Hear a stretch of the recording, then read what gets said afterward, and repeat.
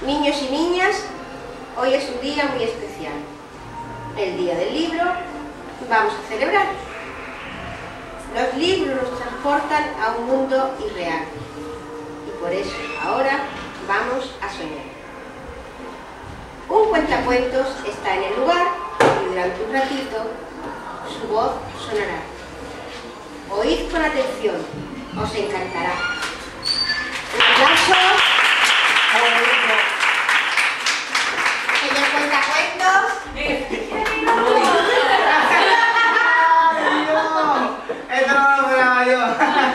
Buenas tardes, soy el cuentacuentos. Y como todo el mundo, todos los que estéis aquí sospecháis, vengo a contaros una serie de historias. Pero no a contaros unos cuentos normales y corrientes, esto que todo el mundo sabe. Estoy para contaros de dónde venimos y la importancia que tienen los cuentos para todos nosotros. Pensaréis, ¿veis qué es lo que suelta este? ¿Qué tipo de historia? Y no podéis pensar, no recapacitáis, no os dais cuenta que los primeros que contáis cuentos sois vosotros. A primera hora, el profesor de guardia está ahí, llegáis 5 o 10 minutos tarde a clase y soltáis el primer cuento de la mañana. Me he quedado dormido, no ha sonado el despertador, he tenido que llevar a mi hermana al colegio, o mi cuento favorito, se os pide la tarea y empezáis a inventar tal y como llega. Ay, maestro, es que resulta que... 2 puntos.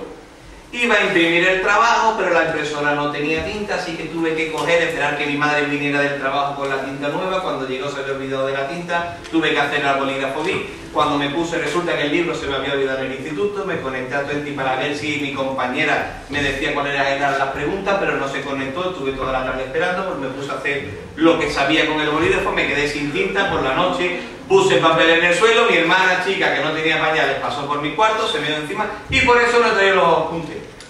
Así que por favor no me pongas en negativo. Vais todo el día contando cuentos. Sois cuentacuentos en potencia. Y a estos cuentacuentos en potencia vengo yo a contar cómo se hace y cómo se cuenta una historia. Lo primero que pensaréis y asociáis el cuento a lo que es un libro. Un libro como puede ser este. Para muchos, un libro no son más que una serie de hojas con un montón de letras encima. Y os olvidáis de lo más importante. Un libro no es más que un cofre del tesoro. Y dentro, más que palabras, lo que hay son mundos diferentes, fantasía, aventuras, personajes de todo tipo. El cuento y el libro están llenos de historias. Podéis escucharlo, está lleno de fantasía. Pero claro, antes de que se escribieran los libros, ¿cómo se contaban los cuentos? Los cuentos son más antiguos que los libros. De hecho, se sospecha que ya en la prehistoria se contaban los primeros cuentos. Llegaba el troglodita y decía: he cogido un bisonte así. Y en realidad el bisonte era así. Primer cuento. Pero claro, tenemos en cuenta que los trogloditas no hablaban como nosotros. Yo llegaba y decía: ¿vale? Entonces, claro, como nadie se entendía, ¿qué pasaba? Que se dedicaban ¿a qué? A pintar en las paredes de la cueva lo que habían cazado. Ponían un bisonte grandísimo y después resulta que a la hora de comer lo que llevaban era un conejo. Entonces, todo esto se ha venido repitiendo a lo largo del tiempo. Como no había escritura, la gente los cuentos se los transmitían de unos a otros. El padre se lo decía al niño, ese hijo se lo decía a su propio hijo, se enteraba el vecino, la vecina, el panadero, todo el mundo iba contando los cuentos. Conforme uno cuenta el cuento, el otro lo escucha, siempre se pierde algo, se va reinventando. Y cuando se empezaron a escribir los libros, para que los cuentos no se perdieran ni se modificaran, se dejaron por escrito.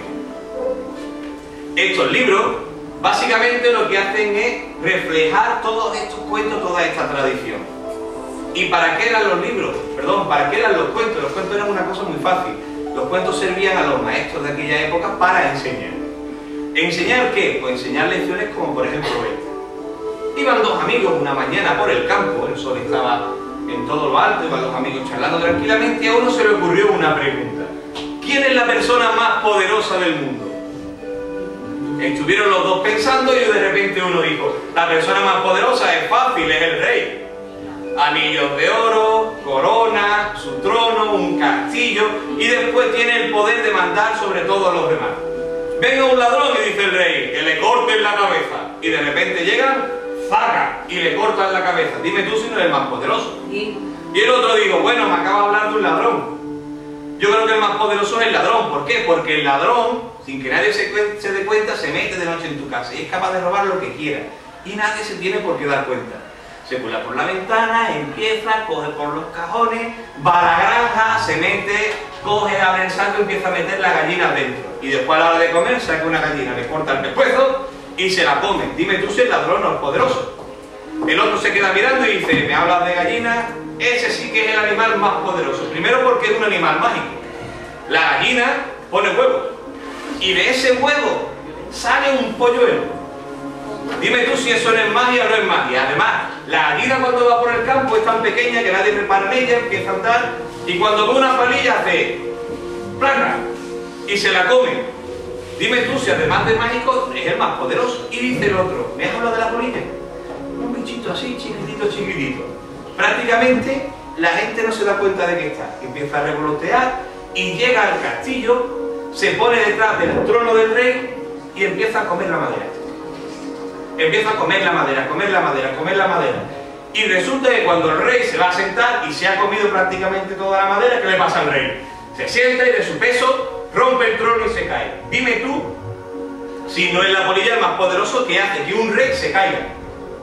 Y entonces los tres se quedaron pensando, ¿quién es más poderoso? ¿El rey, el ladrón, la gallina o la polilla?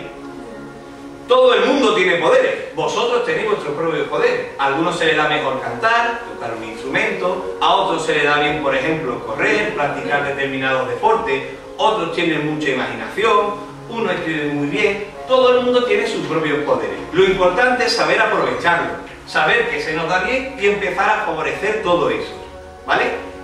Conclusión, importante, saber jugar bien con todos nuestros poderes. Lo contrario que le pasó hace ya muchísimo tiempo a un rey.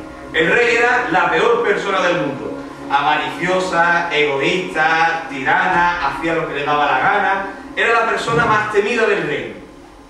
Pero antes de contaros la historia, me imagino que sabréis quién es Blancanieves. Sí. Hombre, no vas a saber quién es Blancanieves, ¿no? Efectivamente. ¿Qué tenía la reina en su habitación? Un espejo. La madrastra tenía un espejo mágico. Nadie se ha preguntado qué pasó cuando terminó el cuento de Blancanieves con ese espejo. ¿Lo rompió? Se rompió. Unos dicen que se rompió, otros dicen que se perdió. Blancanieves, cuando llegó al reino, ya era reina, y lo primero que hizo fue desmantelar toda la habitación de la madrastra para poner allí la habitación de su hijo. Y todos los objetos mágicos de esa reina tan mala los regaló a los reyes de los reinos que había alrededor. Entre ellos el espejo. Casualidad de la vida, el espejo mágico cayó justo como regalo a este rey que era tan malo, tan avaricioso. ¿Qué pasa? Que esa noche el rey llegó a su aposento, se sentó en su trono y se puso a mirar el espejo que tenía enfrente. No sabía que era mágico. Empezó a mirarse y dijo, ¡qué guapo soy! Pero qué guapo soy, qué fea más bien puesta, qué bigote tan bien colocado. Y de repente cogió, sin saber lo que iba a pasar, y dijo, espejo, ¿quién es el más poderoso de este reino?